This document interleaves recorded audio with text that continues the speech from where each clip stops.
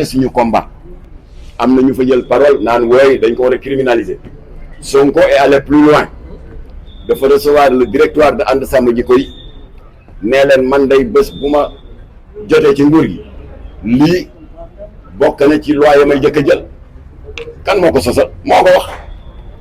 waaye ñun nag on le prend au mot ne ko acca bismillah mu ne nañu votel ba noppi rek sénégalais votel leen en masse 54%. Tellement ils étaient furieux et en colère ci le régime Macky Sall rejeté suñu proposition de loi ba dañu fal koo xam ne sax xamuñu ko ndax faj mer ñu bari bañ leen ne ki falu président Diomaye Faye la tudd ñu ne kuy kooku sénégalais moo am boobu détermination bu meree rek mën na jël benn golo wala benn ganaar sax solal ko mbubba président ne ko yaay fal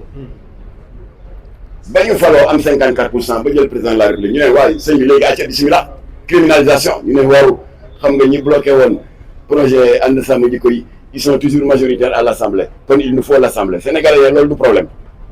daal di jëlaat élan man dama def sax loo xam ne mosuma ko def xam nga sumay jarbaat dañuy tàmm bu élection amee ñi di ma laaj pour ma orienter leen ma ne leen Sonko nee na dana criminaliser ngóor jigéen le seul obstacle amagul majorité à l'Assemblée dem leen ngeen jox ko majorité xëy na keneen def na noonu keneen def noonu ñu joxaat ko majorité ñu daal di am 130 députés sur 165 donc am nañ majorité écrasante à l'Assemblée am l'exécutif di le président de la République ana lay fu lay amati léegi loolu la waral nag bu fekkoon criminaliser nañ ko nëgër ni saay-saay bii fi ñëw di seet fi du fi ñëw waaye non seulement sàmmoo sa kaddu waaye da nga wax ne c'est toléré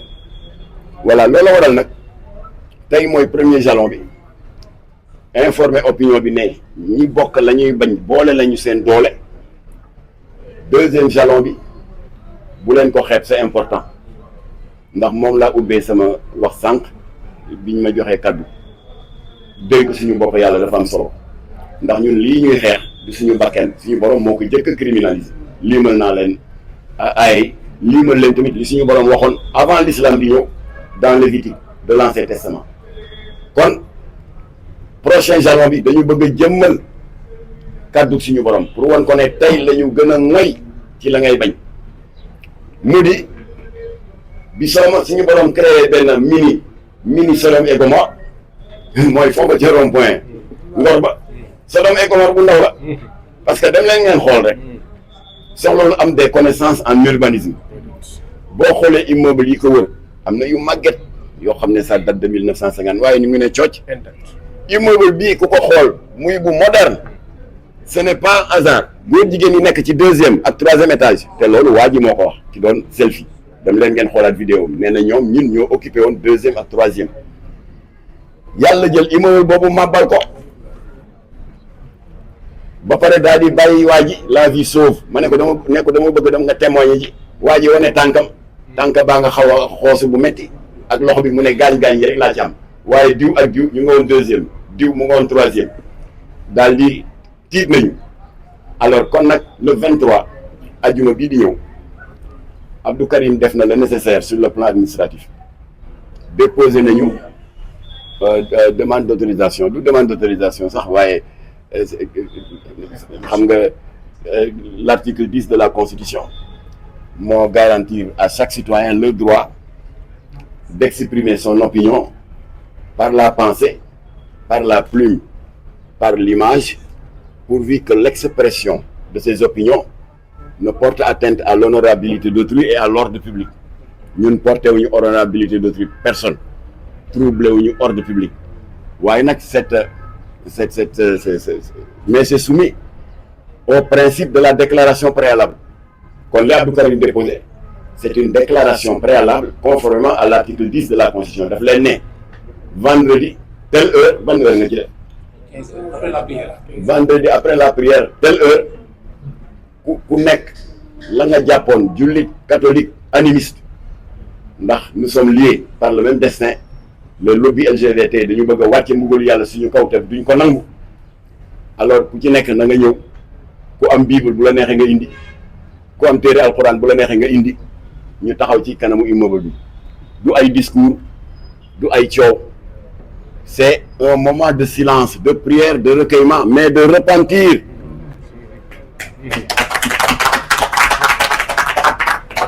Et c'est important. maa ngi profité ak Karim et j'en aurais terminé dama daj sànq ci dañ ma ko yónnee sax benn lien góor jigéen sénégalais yi nekk si diaspora bi jóg nañu di commencé nañu di ñu live Karim yow gars yi ils ne t'ont pas raté man waxi noppi man la ñu gën a rey nee ma commandant chef góor jigéen yi mooy punkal moom xeesal weex tàll maa ngi ko gis mu ngi naan xoola Pa Jamra bi ak kanamam gu wow gi ba mu paree beneen góor jigéen bi bàjjenu góor jigéen la sax parce que dafa yar yi moustache te dàq fi saaga dégg nga kilifa diine yi mu ne xool kaak bëtam yi mel ni bëtu looy beneen góor jigéen bi saw bi mooy ki xob bi tuñ bi tey peinture karaw yi ne ko xool ko buy wax di tourner bët yi mel ni si ndax bu biir alors ma di leen tontu ne dinañ yàgg am kanam gu wow yàgg am bëtu looy parce que Karim a ngi nii il est tout le temps malade xiiboon la comme man parce que taluñu lekk taluñu naan ndax seen mbon ndax mbugalu yàlla mbugalu yàlla bi ngeen bëgg a wàcc suñu kaw te duñ ko nangu kon nag subhaana rabbika rabbil izzati ammaa yasifuun wa salaamun alal mursaliin walhamdulillahi rabbil aalamiin. maître Mame Adama Gueye Abdou Latif Gueye bu daan def tafsir Qur'an fii ci juma ca dem dañ daan dem déglu ji moom dégg naa mu joxe une information complémentaire concernant la malédiction de Sodome et Gomorrhe nee na li ulama tafsir yi fàtte mooy suñu borom ginnaaw bi mu leen joxee ces 3 portes de sortie pour ñu génn ci li ñu bon lu bon li ñu nekkee avant malaaka yi di leen effacer dafa am benn groupe bu malaaka bu suñu borom yónni ñu defi une dernière prospection balaa muy raser dëkk ba malaaka yi ba ñu demee dañuy ñëw rendre compte suñu borom ne ko ñii nga bëgg a faagaagal day gox sàngam am na ay kilifa yu fa nekk de guddeeg bëccëg ñu ngi lay sàbbal beneen malaaka ne ko gox sàngam kilifa sàngam nga fa ne toujours mu ngi lay wéetal gox sàngam Ibou Sakho ndeysaan ci waxinam ba explication yi bare suñu borom ne ñooñu ngeen may wax naan ñu ngi may jaamook ñu ngi nangam fan la ñu nekkoon bi jikko yi di yàqu bi dëkk bi di yàqu malaaka yi teg mu ne leen kon nattu bi na ngeen ko tàmbali ci ñoom foofu la suñu borom génne après bi sang bu tedd Seydina Mohamed dikke aaya boobu daal di ne wattaqu fitnatan laa tusibanna allazina zalamu minkum xaasa mu ngi ci alquranul karim yéen jaam yi moytu leen sama mbugal boo xam ne bu ma koy dóor ci seen kaw du yem rek ci bopp ña ko créé kon ñun ñi toog fi yëpp ay naan waaw man duma ko def sama doom nekkul góor jigéen nekkul lii loolu génnuñu ci de suñu borom nee na bu wax jotee ña mën a wax te war a wax nañu wax pour que bu nattoom ñëwee xëy na bu boobaa mu mën a def xaaj ak seen voilà kon il fallait ngeen xam loolu pour ngeen mën a comprendre xadaru Abdou Karim Gueye contre ce fléau là ak Jamra parce que yàlla moo ko bañ suñu boroom moo criminaliser ngóor jigéen fukki yoon ak juróom benn ci alxuraan avant ñuy préparer suñu offensive bi nga xam ne le régime de Macky Sall rejeté woon na suñu proposition de loi ñu war a def benn daje bu mag yéen ñëpp a ngi koy fàttaliku dégg naa Blaise di ko rappeler léegi place de l'Obélisque pour wane suñu indignation ginnaaw bi la mafia APR Benno Bokk Yaakaar bloqué suñu proposition de loi alors l'imam Aboubacry Faye bu jamaatu Ibadou Rahman dafa jaar kër ga nee ma Gueye on va vers une offensive historique te dafa am solo ci communication bi indil ma am nga téere alxuraan ma ne ko waaw mu ne indil ma ko ma indi ko ñu tëju maag Aboubacry Faye jamaatu Ibadou Rahman ñu tëju 1 heure de temps pour lay bañ a am ak ñu am firnde yu wér ne yàlla moo ko jëkk a criminalisé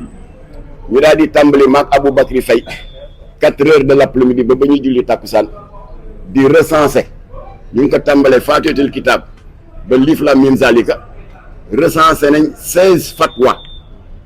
yu suñu borom yëkkati bu gën a tar sa morom nga ne bii di ko dóor ci borom ñaari tur yi 16 criminalisation sooratul Tawba sooratul Anfal sooratul Naml sooratul Ankabut sooratul Anbiya yi le reste boo leen demee ci page Facebook Jamra di ngeen gis l'ensemble des 16 fatwa yi suñu borom yëkkati di ko dóor ci borom ñaari tur suñu mbokk catholique yi tamit kenn demul ñu des Blaise wax na ko léegi Blaise ma complété sa information boo demee ci Ancien Testament téere ba ñuy wax Lévitique chapitre 18 verset 22 suñu borom wax na fa la mu wax ci alxuraan parce que Bible bi moo jëkk a wax ci alxuraan chapitre 18 verset 22 ci Lévitique suñu borom nee na coucher avec un homme comme on couche avec une femme est une abomination. Comme 98% des croyants de ce pays, catholiques et musulmans confondus, nous ngi sukkandiku ci ay textes sacrés qui ont eux-mêmes criminalisé l'homosexualité. waaw nga jóg taxaw naan c'est toléré loolu c'est toléré suñu borom rëbb leen 16 fois Bible bi wax ci lu leer chapitre 18 verset 22 ci Lévitique tolérance kay amu fa loola waral nag am nañu ko évoqué léegi ci seen intervention bi fi coow li amee fii ci université de Dakar le 17 mai 2024 dégg ngeen position bi ci Jamra jël ñun xaaruñu kenn ndax tubaab nee na il faut battre le fer pendant qu'il est chaud ndax université de Dakar yéen a ma ko gën a xam biñ koy tabax amaguñu indépendance yàgg na fi 1959 la. Université de Dakar tradition la tradition républicaine au Sénégal chef d'État bu fi jaar soo amee benn invité de marque ni nga koy yóbboo mu visiter des sites touristiques comme le parc animalier de Hann ni nga koy yóbboo mu visiter la maison des esclaves de Gorée tradition la également nga yóbbu ko ci amphithéâtre bu mag ba mu jàkkaarloog étudiants yi weccanteeg ñoom ay kaddu tradition la. Le premier président de la République Léopold Sédar Senghor moo fi indi woon Yasser Arafat foofu ci université fi Mélenchon taxawa Abdou Diouf indi woon na fi Nelson Mandela Ablaye Wade indi woon na fi dégg nga Nicolas Sarkozy ainsi de suite mais c'est la première fois dans l'histoire du Sénégal ñu indi ci bërëb bu tedd bii nga xam ne li ko tax a jóg mooy ubbi dënnu étudiants yi jëmbat ci seen xel ak ci seen xol xam-xam ak jikko yu baax c'est la première fois ñu indi fi koo xam ne il a la réputation mondiale d'être porteur de 2 agendas sataniques muy Jean-Luc Mélenchon. Premier agenda satanique, il est membre de la loge maçonnique GOF, le Grand Orient de France. Depuis 1983, le Jean-Luc Mélenchon adhéré au Grand Orient de France, qui est la loge maçonnique la plus islamophobe d'Europe. J'expliquerai pourquoi après.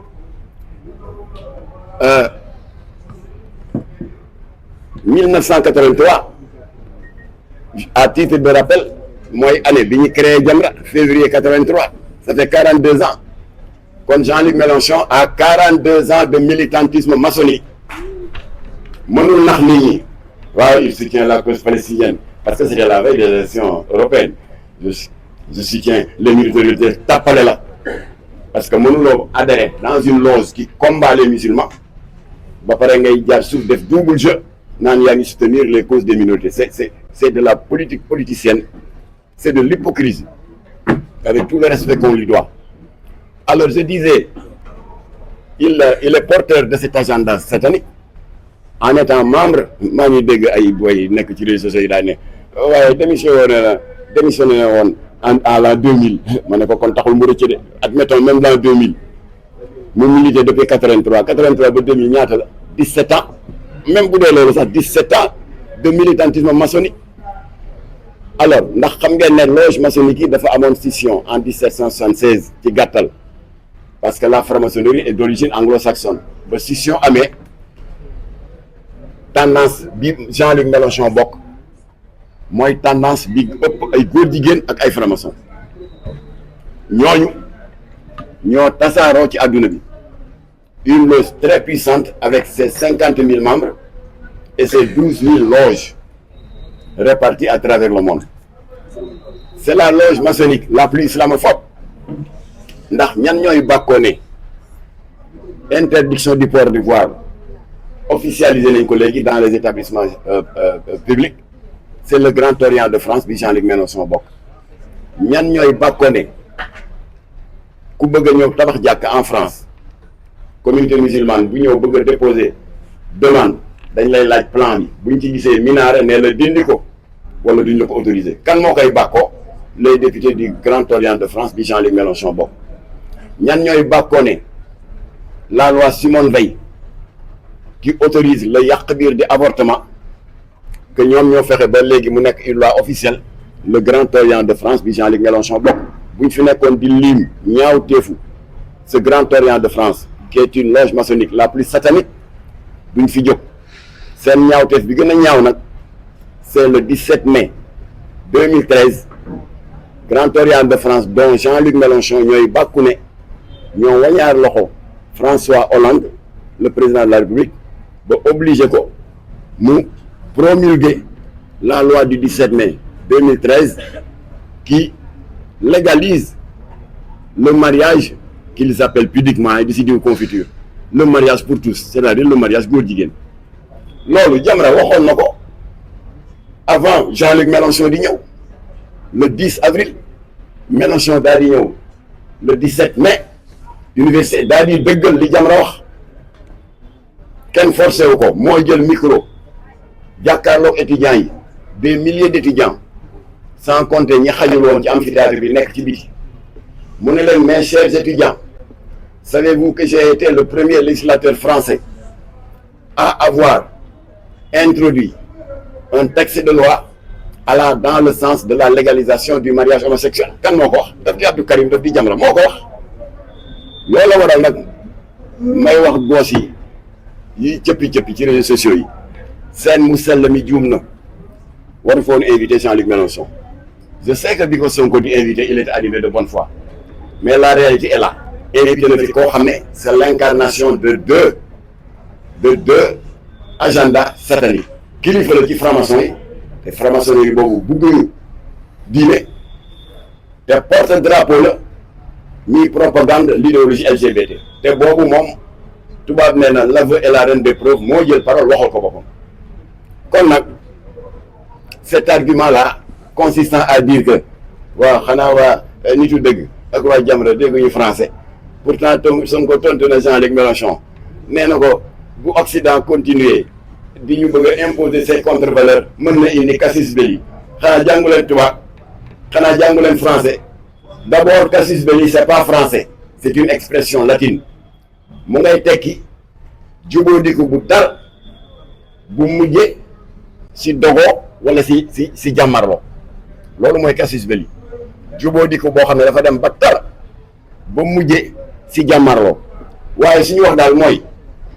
diversion daal bu mu fi am ay casus belli Moussa Belé Firawna Belé waru ko fi woon indi seen mu sell mi juum na nangu ne juum na dellu ginnaaw et on avance alors bu ko defee nag la ñu ragaloon moom mu jaam ndax tontu na ko tontu bu gën a garaaw tontu bi Macky Sall defoon maak Abdou Karim yi ñoo daloon ci kaw Macky Sall ci yar ak teggin nag ñun dañuy demoon fële Café de Rome nekk ñu fi di def ay communiqué anonyme dañuy dem Café de Rome à visage découvert ñu ci bari ci yéen caméra yi yéen foon ñu ne ko monsieur le président gàntal nga Obama dëgg la mais formulation bi ànduñu ci parce que ça nous met en danger ñun askanu Sénégal ndax yow président rek nga bu sa mandat jeexee da ngay génn dem benn journal yi ne ma waaw mais du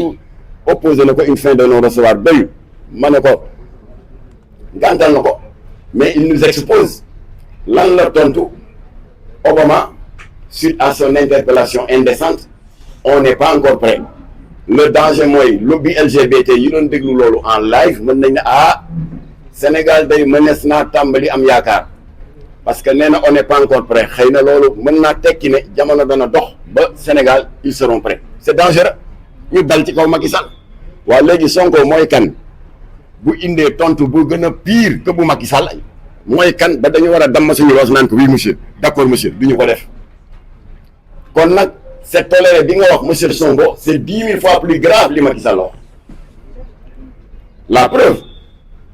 et c'est pas un hasard ba nga ne c'est toléré ci la lu mësul am Sénégal am fi ndax góor jigéen ñi dañ daan faral di nëbbu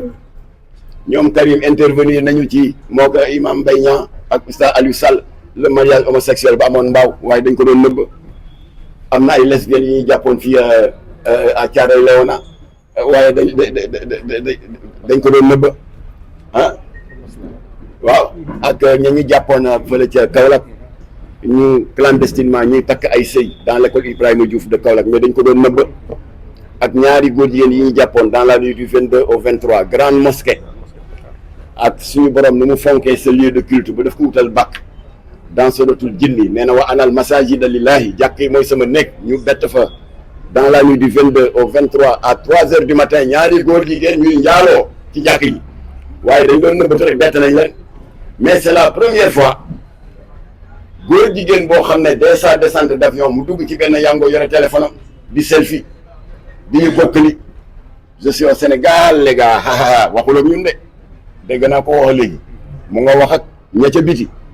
mu ngi leen di wan ne c'est toléré la voix est libre moo tax c'est toléré bi tax na góor jigéen yi ñu ngi màbb di ñëw fii te duñ ko nangu góor jigéen yaa ngi màbb di ñëw fii di occuper la Petite Côte Ngaparou ak Gorée te ils ont un programme malheureusement Ababacar Mboup dafa amee une infection ci gencive bi waaye bu ñëwoon expliquer leen programme bi nga xam ne waa ji ngeen gis ci télé bi moom la yore te nëbb leen ko moom lijjanti na ba am ko programme la ñu am fii ci Sénégal et ça ne peut pas passer moo tax nag